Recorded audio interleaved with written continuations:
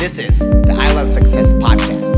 I'm Peter Jurukowski, and I have made a vow to myself to help as many people as possible to achieve their dreams. Let's get started.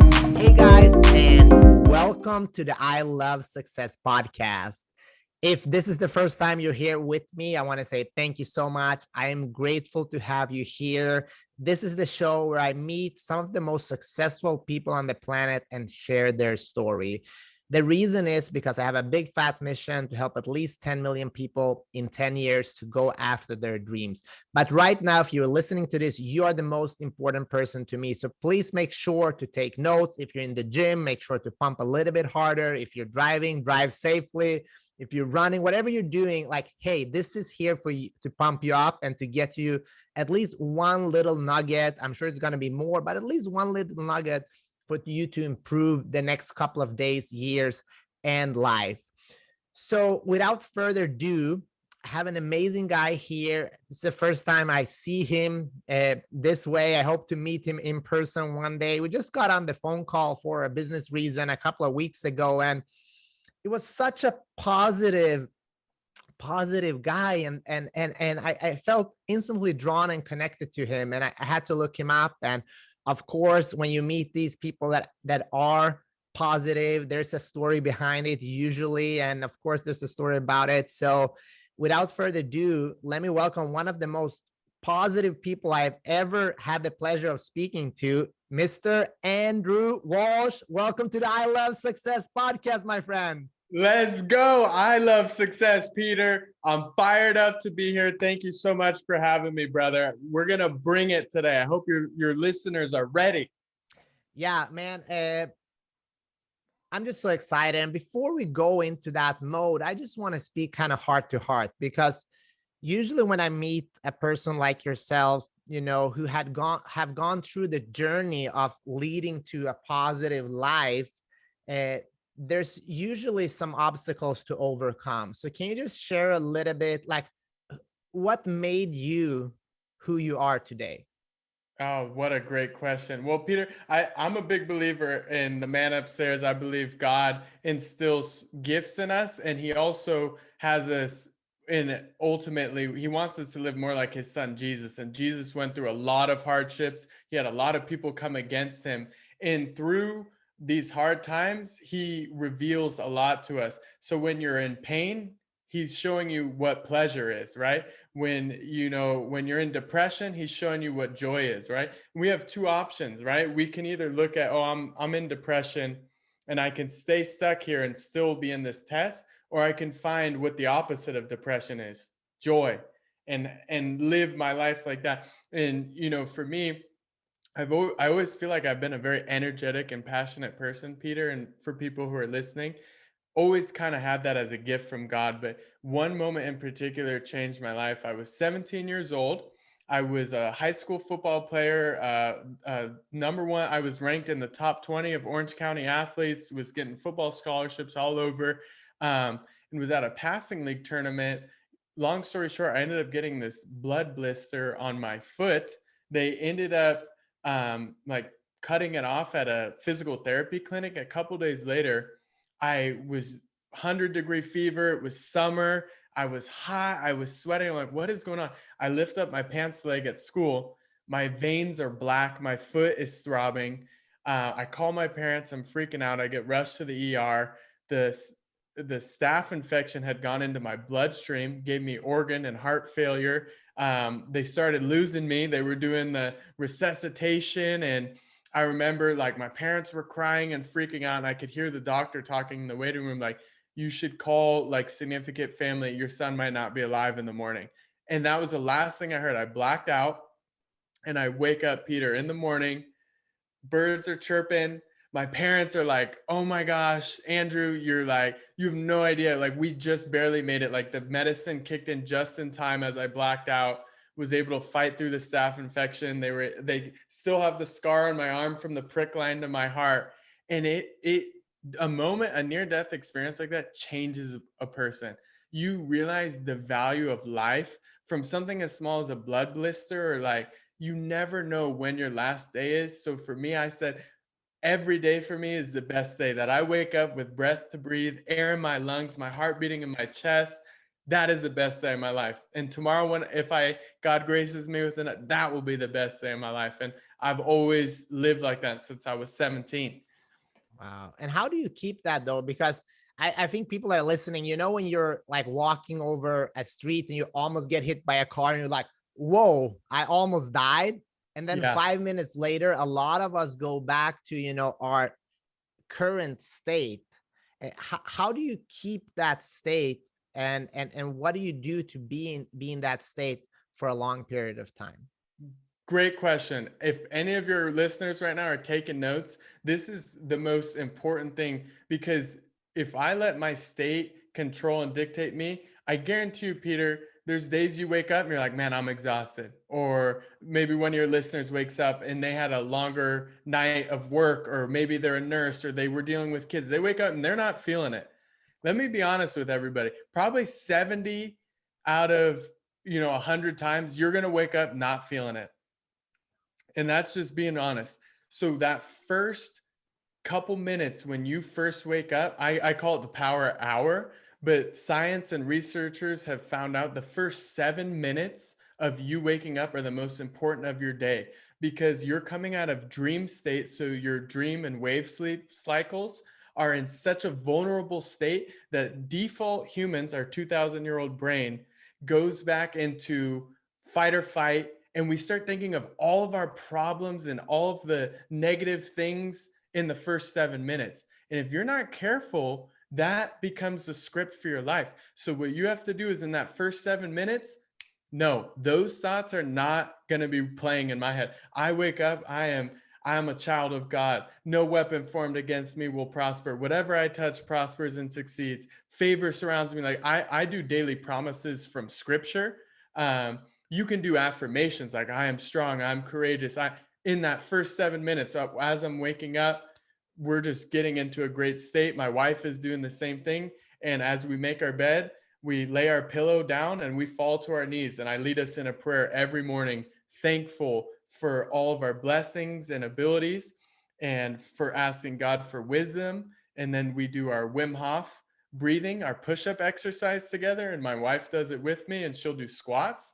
And that pretty much puts you in fight or flight from like breathing really heavily, and it teaches you to be calm. And then while you're holding your breath, you rep out 200 push-ups straight. She'll do 100 squats holding her breath. We read the Bible, we'll listen, we'll do affirmations, we'll meditate, and we'll read the Bible, like I had said. And this is in the first hour of your day. Are you kidding me? You have all your armor on. You are unstoppable. When it hits 6 a.m. after that, because we wake up at 4:59 every morning, not 5, 1 minute earlier, because we do one more. We're getting up 1 minute before the rest of everybody else. So 4:59. So by 6 a.m., you have created this state, and it's replicatable, because if I do that same routine every morning, I'll be in the same state every day. So I'm sure, Peter, like, I'm curious what your morning routine is too, because you're so successful, and I'm sure you have a great routine to share with your audience as well.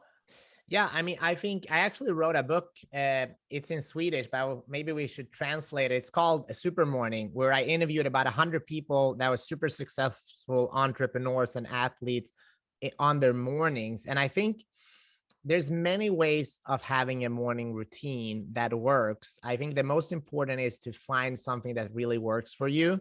And I know a lot of people, I've tried doing, the American morning where I try to fit everything in. For me, that's a little bit too much. So I try to simplify it for me. I just go to the gym with a friend. I have coffee. That's my form of meditation. And then I get started, thinking positive thoughts.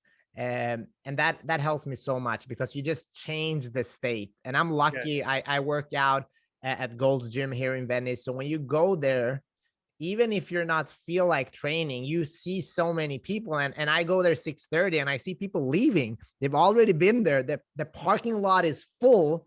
And that gives me so much energy. And also feeling of being around the right people. And I listened to one, I think it was a podcast you did talking about the conductor, right? Yeah. Maybe you want to share that, because I just listened to it today and I was like, it really matters who you're around with. So let's just share the conductor, and because I think it will be valuable for some of our guests here.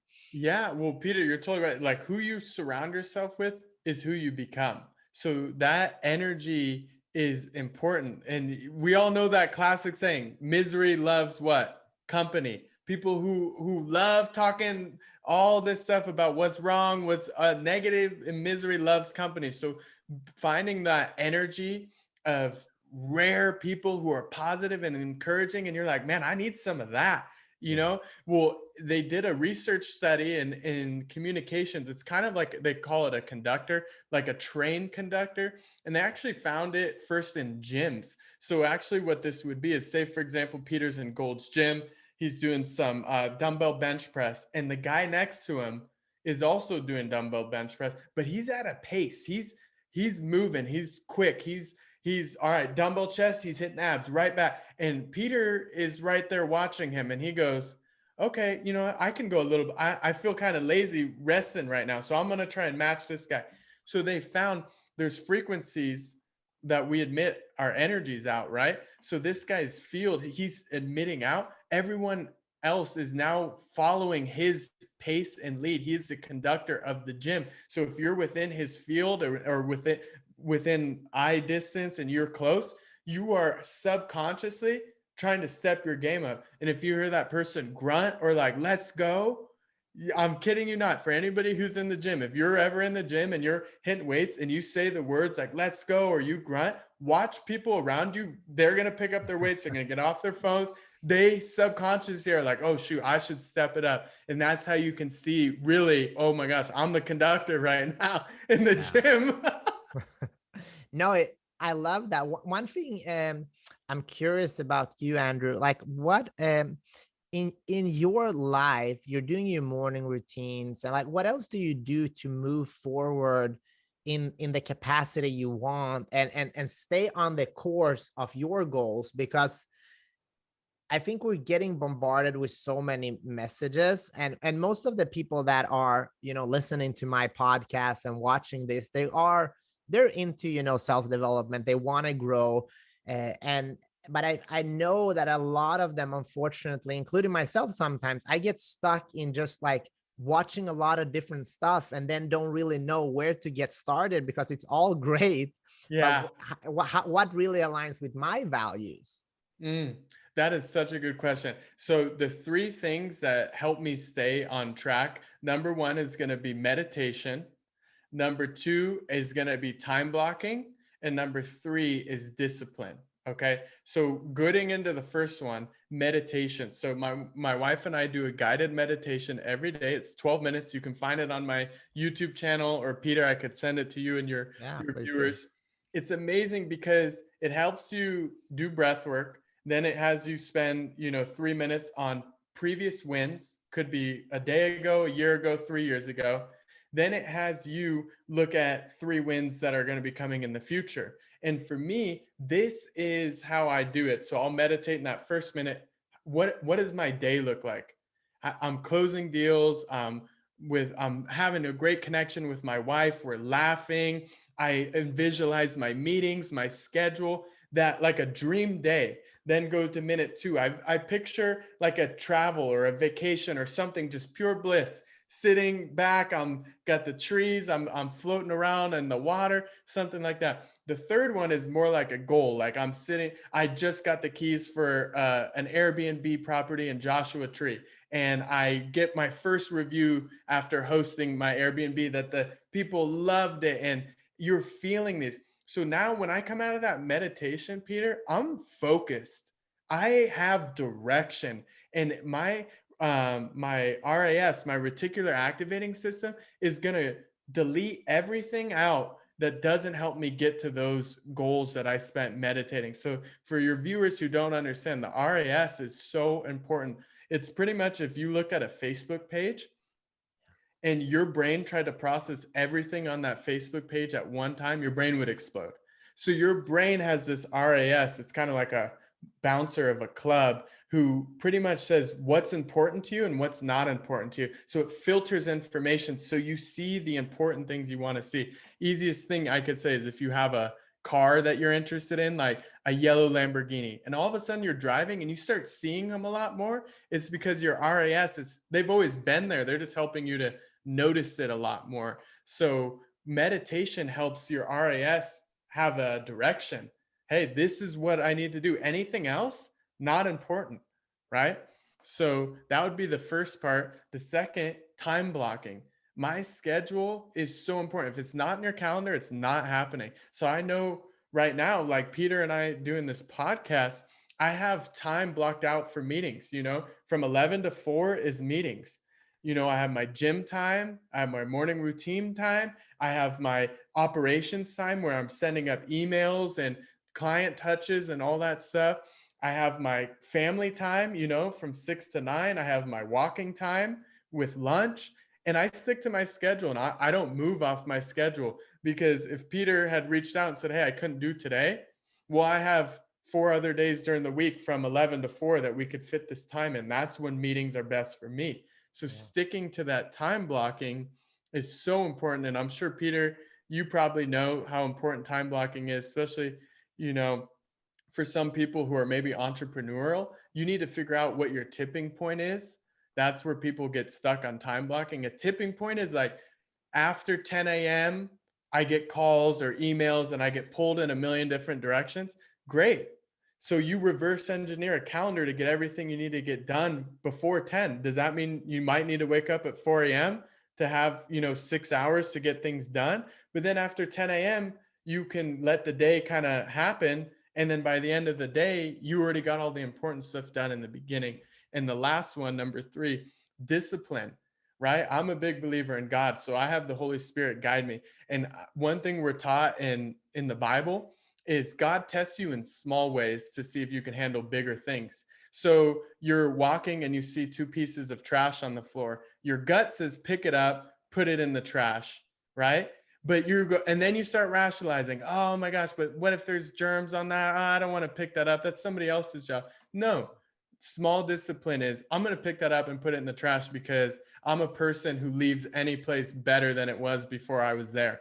Or if I'm in the bathroom and the sink's a mess and there's paper towels and I'm at a restaurant, I'm not saying I'm any better than the person whose job is to clean that, but I'm going to clean it right there because I'm going to leave any place better than it was before I got there. So having these discipline in the small things, like, okay, I know I'm supposed to be sending emails to clients right now. I'm not supposed to be watching YouTube videos, right? And you have the discipline. If you test yourself in the small things enough, when the bigger things come up, you've built up all those wins, and your discipline muscle or your rating, if I used to play Madden as a kid, discipline rating would be 100. It'd be 99, So those are my 3 to help you stay on task. Yeah, I love that. And I actually listened to a CEO who said once, I schedule half of my calendar and I leave my half empty. And that's very interesting. I'm not sure if he was right or not, but he had an interesting theory because if you leave things empty, you're also open to other things. And I think it's a cool concept. I don't know if it's right or wrong. I'm still working on figuring out how my schedule is. But what I do know is that I have things that are non-negotiables. Yes. And those are the things that makes me feel good and that moves the needle. And I think for everybody that's listening here, a lot of times you think that you have to do so much. Just for example, I'm a martial artist, and when COVID happened, I couldn't train as much martial arts. So I started going to my friend had a gym in one of his rooms, Victor, shout out to him. And we went there almost every day and worked out. After that, when Gold's Gym opened up, we went there, and it's been about a year now. And I don't weigh myself because I look myself in the mirror and see if I'm happy with who I am. I do the same. So, but I went home to Sweden and my father has a scale. He weighs every day. He's weighed in at the same weight for like 30 or 40 years. And I was like, I feel like I weigh more. And I had gained in a year, I've gained about 10 pounds I think most of it is muscle. At least I hope so. Yes. Because my shirts are smaller. My shoulders are wider. So it's funny because I didn't think about it. The only thing I did was show up with a friend. To be honest, it's not like we're killing ourselves like back in the days when I was preparing for like a world championship. We're there, we're having fun, we're working out, but the result it's happening because we are consistent. And I think that was a great lesson for me, because sometimes I want to do too much and I can't do that for a long period of time. So it goes back to show up and have the non-negotiables, and the results will come. Yeah, Peter, you nailed it. I think we underestimate how much we can get done. Like for you, if you time block 30 minutes of, let's just say, outbound emails, right? And you set a timer 30 minutes, having that timer almost like a shot clock, you are like, oh my gosh, I got to stay on task. I only have 30 minutes to do this for the whole day, right? And just to give it a small example, Peter, before you hop back in, was during COVID, like you had mentioned, the pandemic, there was a lot of fear. We didn't know what was going to happen. So I was Googling, like what are some things to help with anxiety or fear? And they had said journaling. So I said, okay, I'm going to do 30 minutes every day from 5 a.m. to 5:30. I'll open up a Word doc in just 30 minutes. Peter, within 6 months, I had 275 pages of a book written just from 6 months of 30 minutes. That's all I would get. When the timer went off, I had to stop. That was it. So little 30-minute consistently, Monday, Tuesday, Wednesday, Thursday, that's 150 minutes one week. Then that's 300 minutes. They add up. So we don't feel like you said we have to get everything done in one day. Block it out for 30 minutes and be consistent. It's a non-negotiable. I do this 5 days a week, 30 minutes, and it will add up. Love it.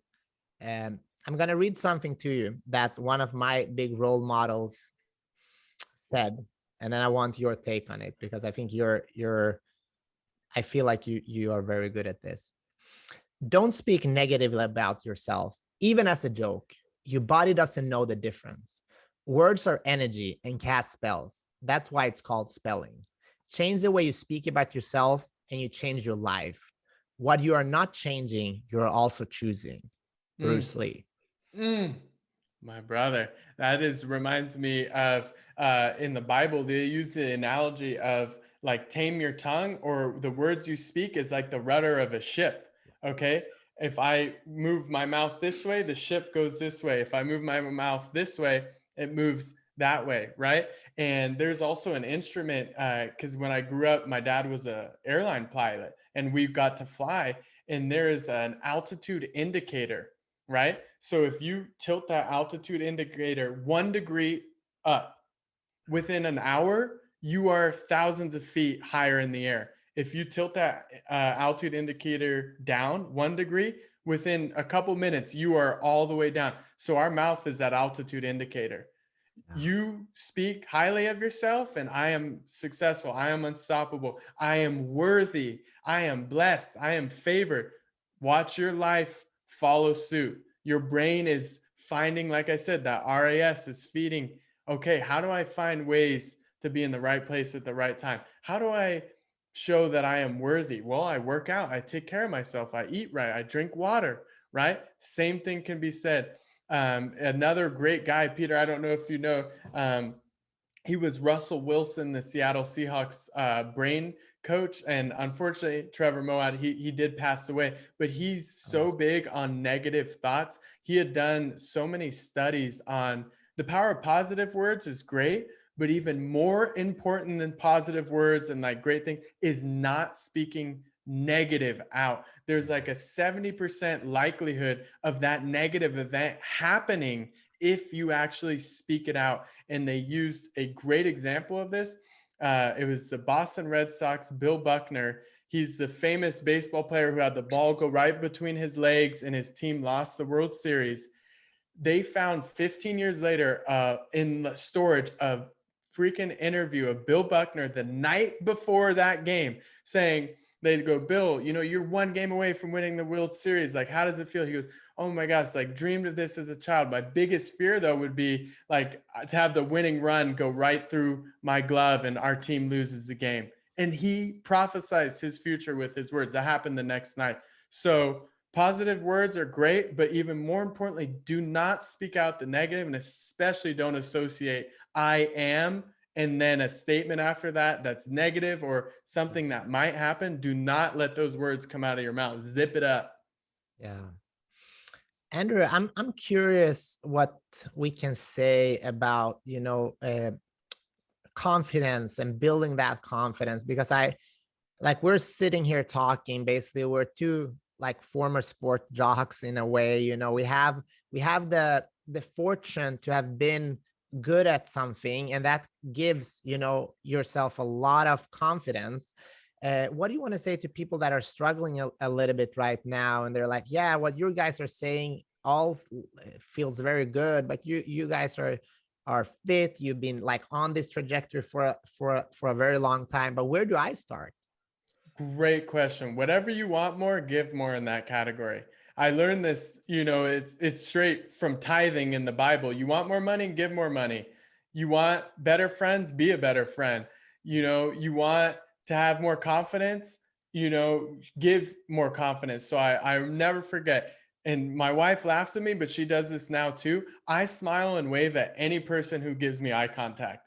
So if somebody's walking on the street, random stranger, you're getting a big smile and I'm waving or a hey, because I heard of one person who committed suicide because they said, I'm going to walk on the San Francisco Golden Gate Bridge. And this was in his suicide letter. He said, if one person looks at me and smiles, I won't jump.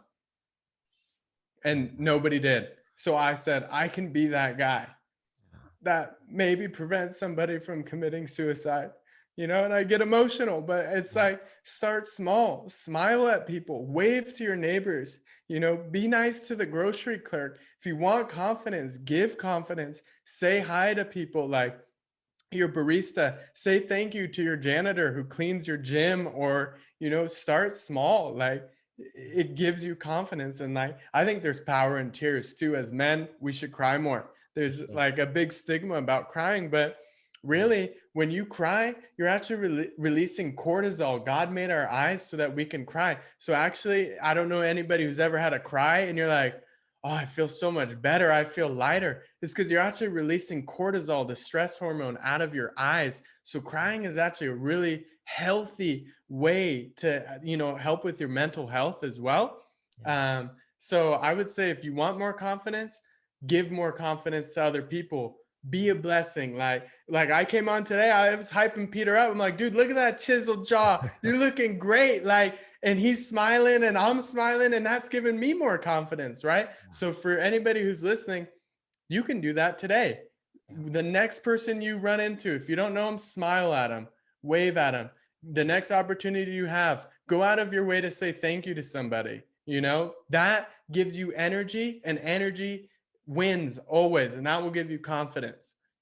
It's the small thing that gives life. And thank you for sharing and being so open-hearted here with us today. And there is a big stigma. And I don't know if you watched Paddy Pimplett's talk on the UFC last week, when one of his friends committed suicide and he didn't talk to anybody. And I think especially as guys, we don't talk because we want to be seen as strong. And I know as a martial artist, my whole game was to not show that I was weak, Yeah.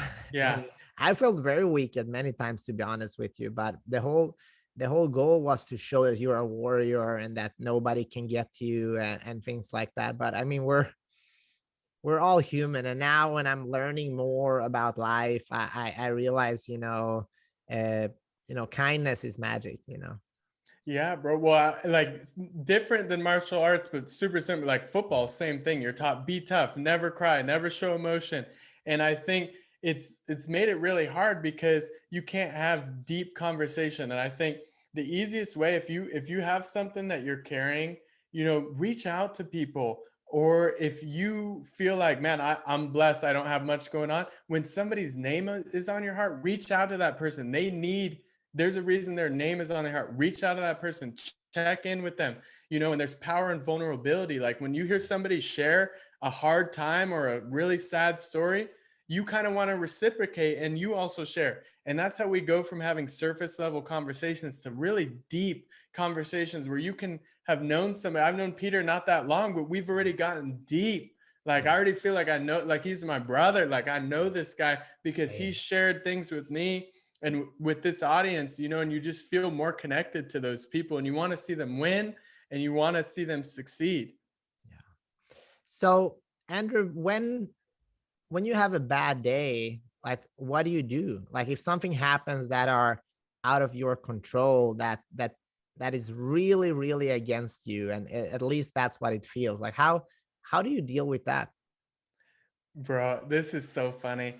I don't have I have great days. I'll be honest. I am somebody who consistently has great days. And I would say for anybody who maybe if you do have a bad day, I would start James in the Bible from chapter 1. It's really great. It explains just the outlook of, okay, right now, say for example, there's a problem. The first thing I'm going to do when this problem arises is I'm going to pray and I'm going to thank God for it. Totally counterintuitive. Who thanks God for an issue or a problem? Because I know God is testing me. And when I'm tested, my endurance has a chance to grow. So God is going to plant something or some bad news or something. And I'm going to say, thank you, God, for this. I recognize it. Give me the wisdom to pass this test with grace so that I handle this. And God goes, wow, he handled that so well. He's ready to go to another level. I think every setback or misstep or something negative that happened is really a test. And God is waiting to see how we respond because he wants to, God could have made humans and we gone straight to heaven. Why do we have 60, 70, 80 years here on earth, right? Why? Because he wants us to develop our character here and he wants us to learn more about him so that when we do go into eternity, we are the better character and we know more about Christ. So this life is the practice round for eternity. And man, what a opportunity we might miss if we don't spend time getting to know God a little bit better or working on our connection right there, because eternity is a long time to be wrong. Yeah. I'm curious, can you share the moment when you knew you had to stop playing football, and how did that affect you? Yeah, I think for any athlete, that's a tough time is when your sport is over or you're done with your years. Mine got cut short. I was a running back in college and I got hit in the back and hit in the front by a safety, collapsed my spine, was partially paralyzed, couldn't have feeling in my left legs. 21 years old, still going to college classes with a broken back, didn't do surgery, so there was a time where just football went like this to your career trajectory to it's over. And your identity gets wrapped in that. I'm sure for you, Peter, you with martial arts, who are you without martial arts? And I was really struggling. Who is Andrew Walsh when I'm not a football player? And I think that's when really doing these morning routines and I think writing out your story for your life is so important. If any of your listeners are watching this right now, I would make this a mandatory assignment to get done in the next 24 hours. Go over to Target, get a nice journal, and just take 30 minutes and write out from this day, what is my dream life looking like? What is my next few months? What does my year look like? Give yourself new direction and a script, right? Because if I give you that script and now you're following it, you're gonna make that thing happen. It's dude, we watch these great movies and we're crying or we're like, wow, that was a great movie because they wrote a script out and they followed the script line by line and it led them to this answer. Why don't we write a script for our life of what we want to do and review it every day? And I kid you not, it takes your brain and makes you start thinking bigger and believing bigger. And Peter, there's nothing greater than looking back at some of your stories you've written and you're like, oh my gosh, I've already achieved that. I've already done that. I need to start adding pages and start believing and dreaming bigger. I would have never thought I'd own a house in Orange County that's $1 million home at 26 years old. Are you kidding me? I would have never thought that, but I wrote it out and it was a dream and God had things happen that worked itself out. So I would definitely challenge your listeners, if they haven't already, go and get a journal, write out your 10-year plan, get some direction for your life and a new script that you can follow. Yeah, no, I love that. And how long did that take for you though? Because I know especially a lot of athletes, they struggle with this, and a lot of people who change, especially now during COVID, people change cities, they change careers. Like how was that process, and how did you heal your back? Yeah, so for me, it definitely took some time. Like, this is no like, hey, I did what that guy said on that podcast. I wrote a journal and I'm still struggling. Like, it takes time. You really do got to learn. Like, the best tips that I could give is really start winning your morning. Like, that cliches are cliches for a reason. Win the morning, win the day, right? For me, my back recovery it was 9 months. I did no surgery because at the time I thought I might become a firefighter. And I found out if you have like any back surgery on any kind of medical form, they're going to just throw your resume out. You won't have a shot. So I ended up doing the FMS screen and getting my score and doing corrective exercises and learning diaphragmatic belly breathing. And that really helped because I actually was really battling two things. One, I lost football and depression. Number two, because people don't realize in your spine, you have nerves that run all the way up to your brain. So if you collapse the lumbar or you have a slip disc, you actually are cutting off certain neurons that run all the way up into your brain that actually can lead to depression, which a lot of people don't realize. So I think meditation, journaling, breath work, all these kind of self-help things. I would listen to tapes, honestly. I would go to YouTube and just type in like inspirational, and there's people like Tony Robbins, Ed Milet, Ray Lewis. I would listen to these tapes all day, and I was just retraining my subconscious mind.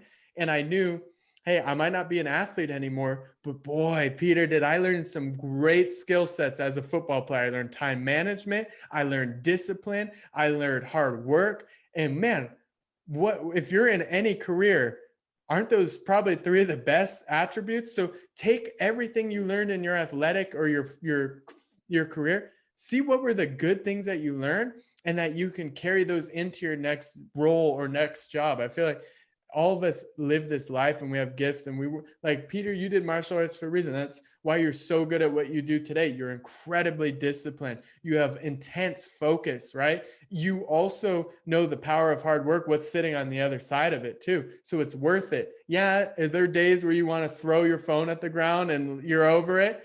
But you understand, no, I'm not going to do that because the payoff is always going to be worth it at the end. So I think really looking at the skill sets that you learn through your sport or being an athlete and how you can apply that in that same energy into business. Because I look at sales now as sports. It's just like I got to show up and catch touchdown passes. Now I got to close deals.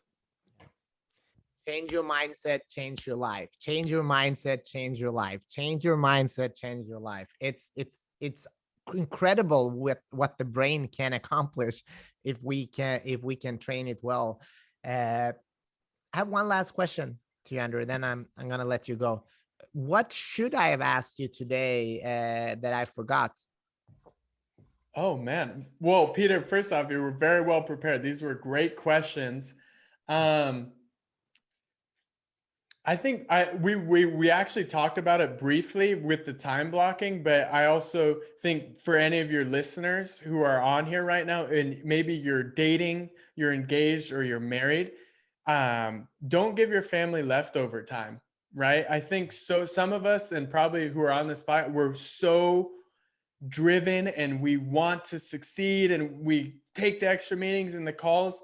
I just feel like it's kind of counterintuitive. We live in the hustle and grind mode, but always make sure you're not giving your family leftover time. So on your calendar, schedule quality and family time, right?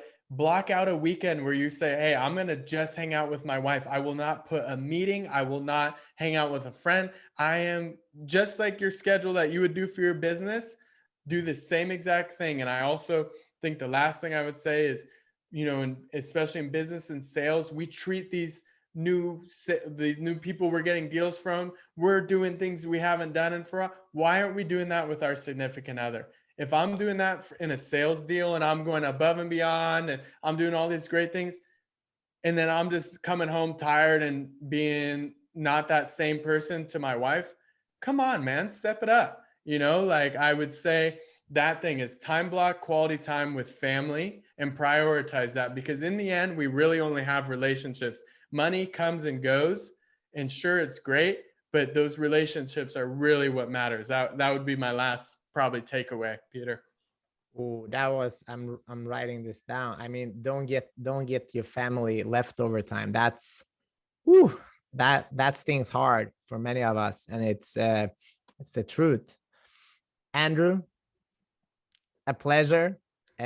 We have so much more to talk about. We need to catch up. We need to have dinner with our wives to get to know each other a little bit closer. I think this is been such a pleasure. I want to thank you for your time. Thank you for what you do. Thank you for spreading so much positivity in the world, and just making that conscious decision to, go and get it. And I just love being around people like yourself. So thank you so much, my friend.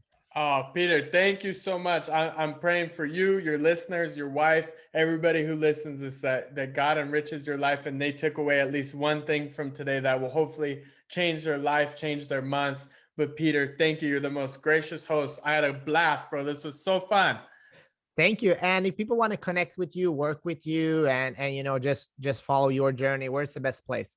Yeah, just Instagram would probably be best. Just at @A_Walsh. I run my own account. I respond to every single DM. You're getting one. It's from me. So send me a message and I will do my best to get back to you. Every connection and every person matters. So I will respond. Yes. Awesome. Thank you. And thank you, everybody who is still with us listening. We're about 45 minutes in. I had a blast. I hope you had a blast. And we don't take it lightly that you are spending time with us. This is why we do this. I do not charge for this, because I want you to have all of this value. But just because it's free doesn't mean that it's not full of value. So please, if you like this message, if you liked anything about this show, share it with somebody else. I want to help more people. I want this message to be spread to everybody and anybody all over the world that needs to hear this right now. Give us a review, subscribe, and do whatever you can to help us, because we love you and we're grateful to have you here. Thank you for watching and listening to the I Love Success podcast, and I'll see you guys soon.